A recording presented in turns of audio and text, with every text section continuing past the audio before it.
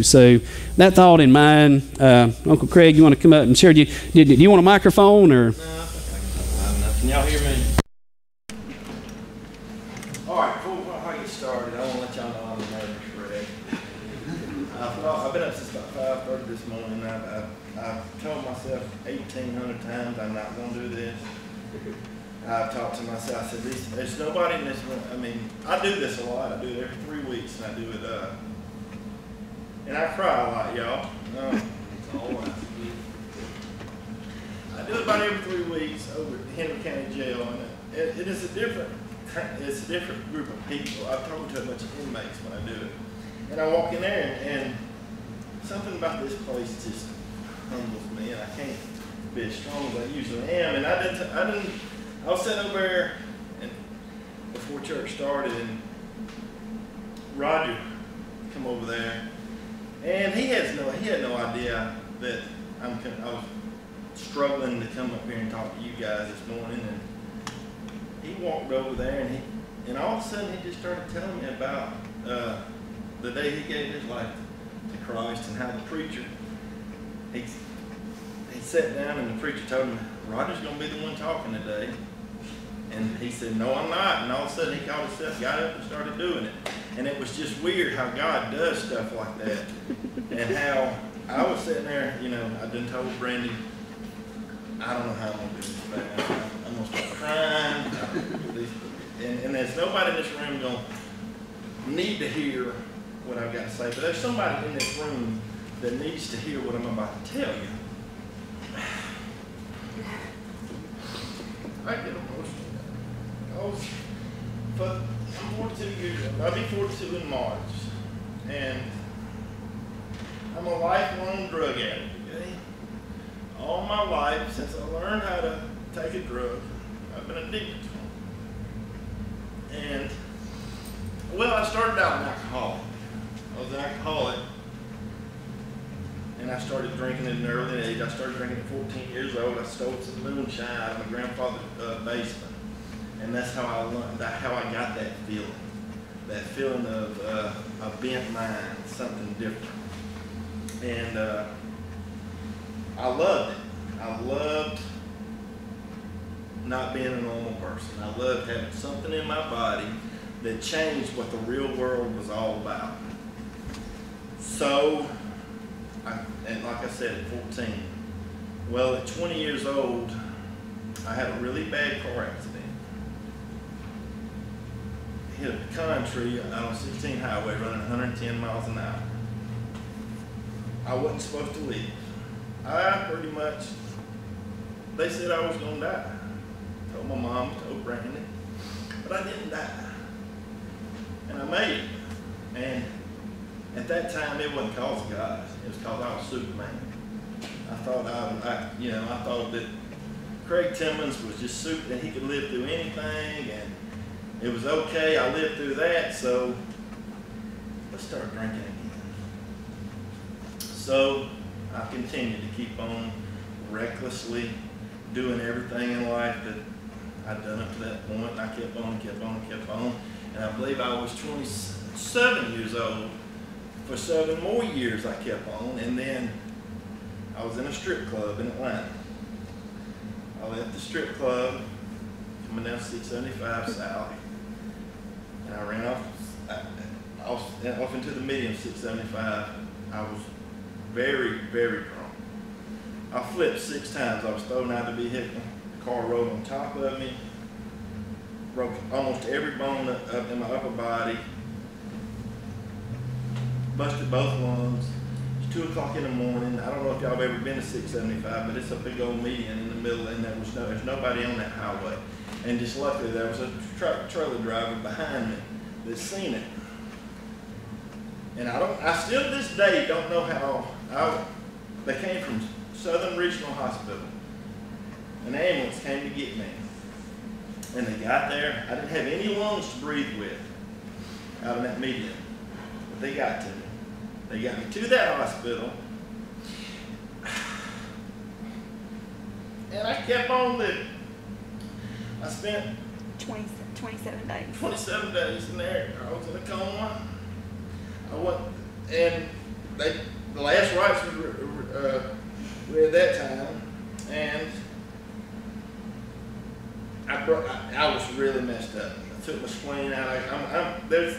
I'm a walking, put together person. Okay, and I made it out of there. And anybody in their right mind would have said, something's going on here. You're not the one doing this, Craig. Something's keeping you around here. But not this old stubborn junker here. 27 years old, I went out, I stayed home and I recovered.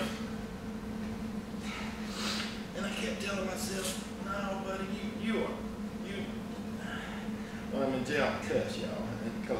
But you are Superman. You can just, look, you're not destined to die. You're destined just to have a good time and keep on. And luckily ain't nobody hurt except for you. I didn't kill nobody in both of these car accidents, so let's just keep on trying to drink. Well, I kept on trying to drink, and I don't know if people know it, but when you lose your spleen, you can't drink. It does something to you. You can drink, but you get you really sick. It filters your blood some sort of way. So I gave up drinking, and that was 14 years ago. But then the addicted personality I've got, I had to find something.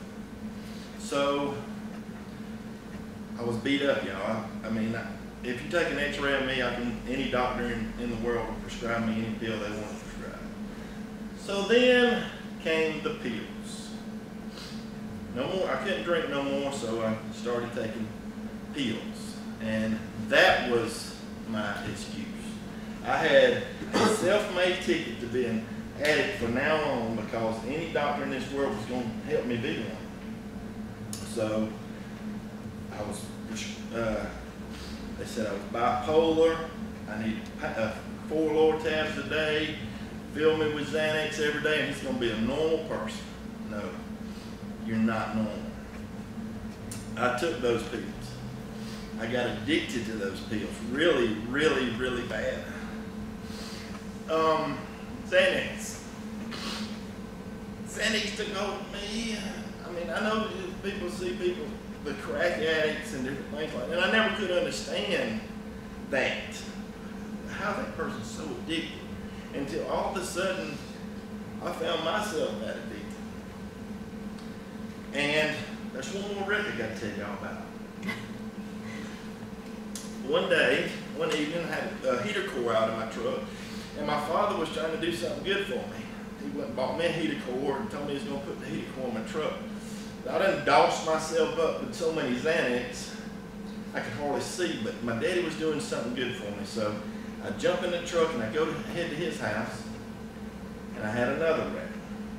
This time, I do a good job of covering my hair up, but I got a huge scar right here. It's a big dent. I had a wreck out on South Walker Road, flew out of the truck, busted my skull wide open, my brain was hanging out. I should be dead, y'all. At this point, I should be a dead man. Look, they had to life flight me this time. They life flighted me to Grady. And they saved my life at Grady. I got home, but baby sister, she knows, that didn't even, I kept on. I still kept on. And my mother, she put me in, I've been in every rehabilitation center in the northern part of Georgia. I've been to every one of them trying to figure out how to get myself off pills, how I could figure out how to cope without having to be inebriated, how to do it. And I was telling my wife, Brandy, this morning, I said, baby,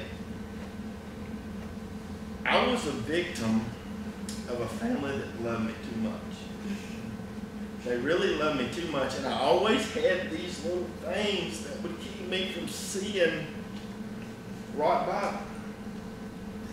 And I got a DUI. I'm trying to remember. I got a DUI, and wasn't supposed to be driving. Well, I go and get another DUI. This time I was on probation. So there wasn't no mama, Brandy, nobody coming helping me out. I had to go to jail this time. So they put me in a Spalding County jail out there.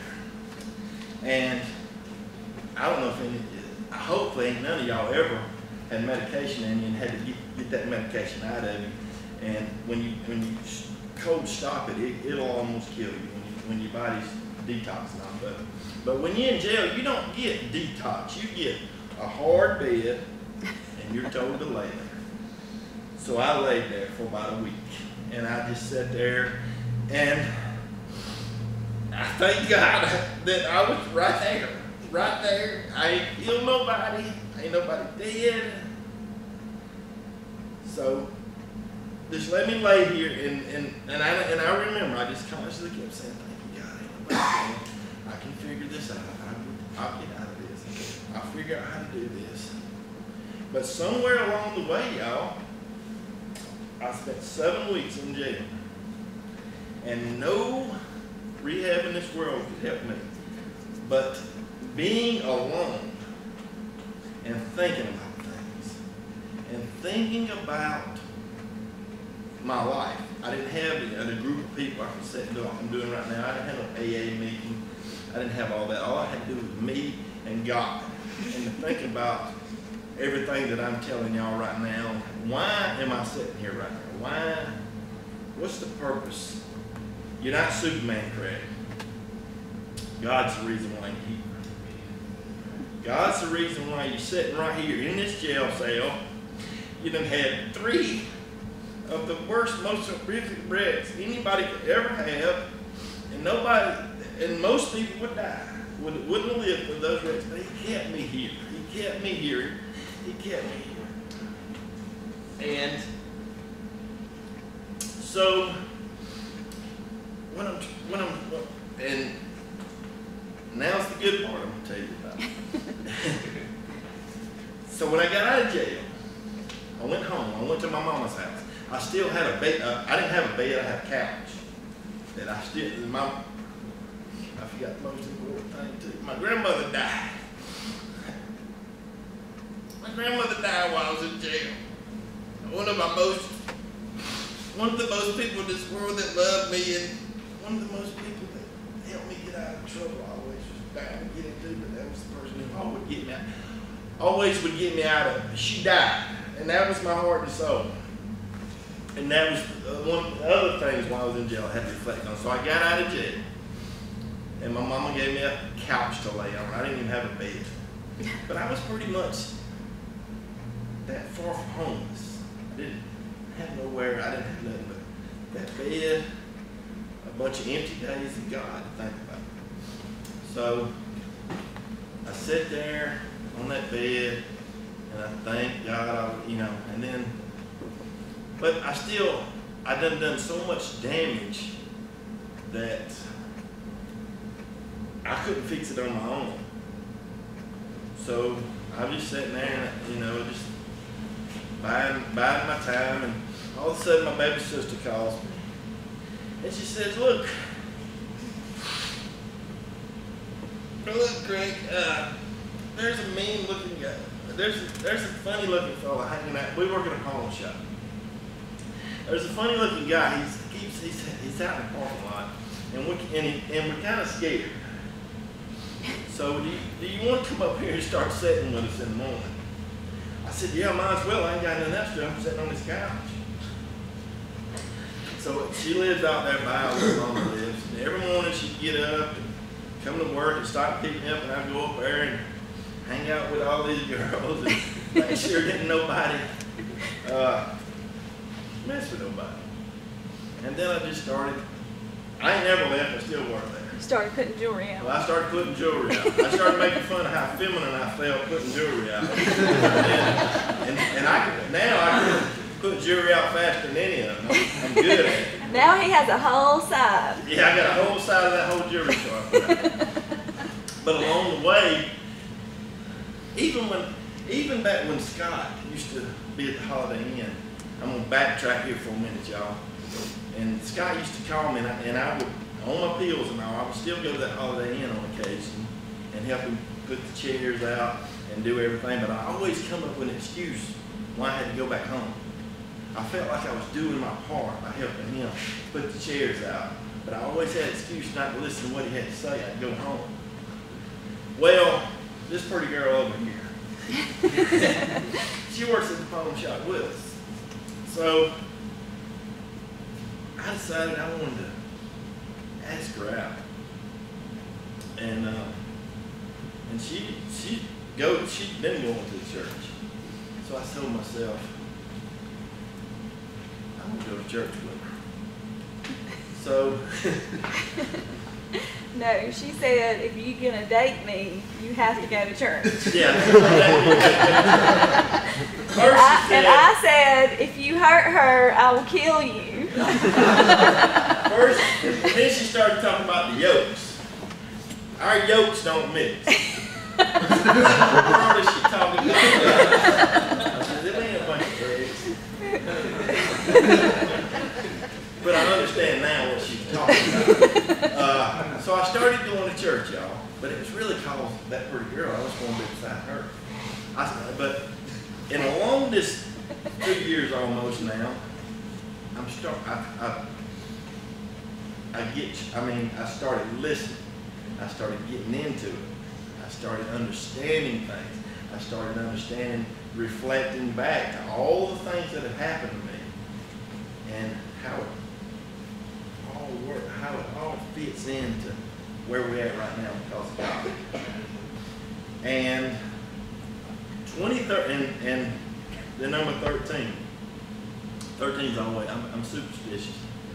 And I know I ain't supposed to be superstitious, but I still am in the number 13. But I'm going to tell y'all what, 2013 has been the very best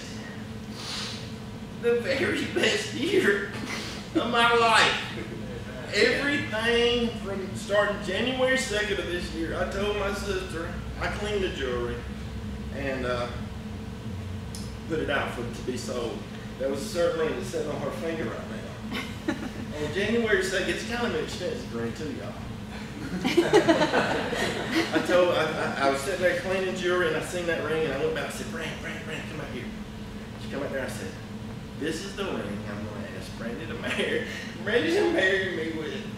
And I'm going to ask her to marry me before March 12th. That's when our anniversary was. And y'all, when I did drugs and when I did all that, I would set goals and never reach those goals. But on March 12th, I asked her to marry. This year, I've met every goal I've set out to do. We got married. We bought a house. I was baptized. Everything. I mean, you got off probation. I got off probation. You got your driver's license back. I got a new Quit vehicle. smoking. Huh? Quit I quit smoking. There's just multiple things that to be happy about. And I'm glad, I hope somebody can understand what I'm saying here and where I'm coming from. I do Facebook, and I do this a lot on Facebook because I ain't got to stand in front of people. I just write it and I tell my story. And this morning, and it's been going on for 2 or 3 days, that I posted a picture of me of the wreck in '99, and how God has pulled me. God is my life now. Everything that is in my life is because of God. It ain't because of Superman Craig Timmons, it's because of God. And a girl asked me earlier, the last comment before we came to church this morning, I looked on, she said, what my feelings were for AA, Alcoholics Anonymous. And this is my feeling. Any man, if he can get sober, let him get sober any way he can possibly do it. For me personally, the only way Craig Timmons got sober is with God. I I didn't get God with a 12. I get sober with a 12-step. I didn't get God. I finally turned my life over to God and let God take control of what's going on and my every day.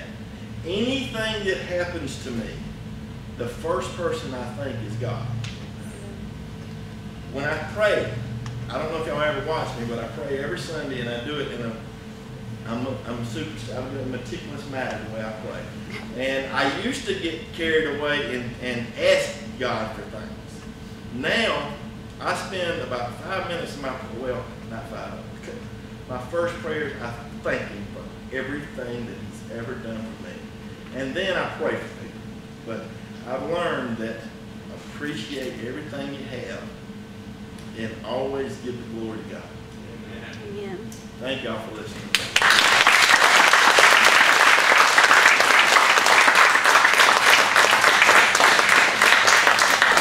Amen. Appreciate what you have and always give God the glory. Amen. And that man right there